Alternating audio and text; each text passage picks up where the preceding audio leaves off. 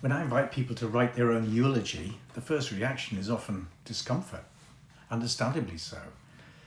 Death, legacy, the idea of looking back on our lives, it can feel confronting. But what if this practice wasn't about death at all?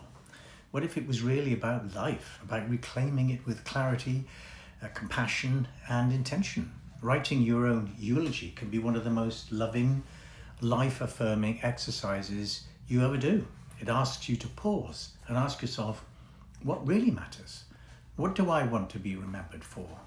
Not by the titles I held or the things I achieved, but by how I lived, how I loved, how I showed up when it counted, and most importantly, how I saw myself. Now, the first challenge in this exercise is often the voice of the inner critic, that internalized part of us that says, you haven't done enough, you've wasted time, you should have been more, whatever. It's a voice many of us learned in childhood, shaped by the expectations, disapproval, or emotional absence of the people who raised us. The inner critic has one job: to protect us from further pain. But it does so by limiting our expression, limiting our confidence and our joy. It speaks from old wounds, not present truth. And so when we attempt to write something as meaningful as our own eulogy, that voice often rises up and tells us we're not worthy of a kind remembrance. But what if we didn't listen? What if we set the inner critic aside for a moment and instead invited in another voice, one we may never have grown or known growing up, but desperately needed? The voice of a nurturing parent, the part of us that is wise, grounded, unconditionally loving, the part that says to our inner child, you did your best, you've come so far, I'm proud of the way you've kept going, even when it was hard. When we write our eulogy from this voice, the whole tone shifts. We're no longer writing from shame or regret. We're writing from empathy, from kindness, from a desire to honour our journey. Not just the successes, but the struggles too. We begin to see ourselves more clearly, not as flawed or broken, but as human, as someone who lived, learned, and tried. This practice also reveals something else: how much we long to be seen, not for what we did, but for who we are. And when we write our eulogy from the nurturing parent's voice, we give our inner child exactly that gift. We let them feel seen, let them feel remembered, cherished. We tell them, you mattered, even when you doubted it. Even when no one told you so, you mattered. There's an integration that begins to happen here. The part of us that has been split off, shamed, hidden, exiled, starts to come back into the fold. The inner critic loses some of its grip. The inner child softens and the nurturing parent becomes more real, more available, more present.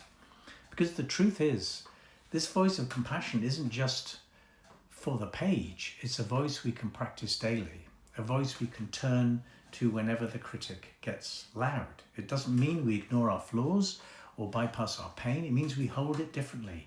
We meet it with curiosity rather than condemnation, with gentleness rather than judgment. I invite you to experience the benefit of writing your eulogy. If you'd like help finding the best version of yourself, get in touch. Writing your own eulogy is not about rehearsing death, it's about choosing life, choosing how you want to live from this moment forward. It's a chance to take stock of what really matters and make new choices aligned with your values, your truth, and your heart. And if there's anything in your past that feels unfinished or unresolved, this exercise can be a way of healing that. You can write the eulogy that no one else ever gave you. You can say the words you always longed to hear. You were enough. You were loved. You made a difference. That to me is the real power of this work. It's not about writing something to be read after you've gone.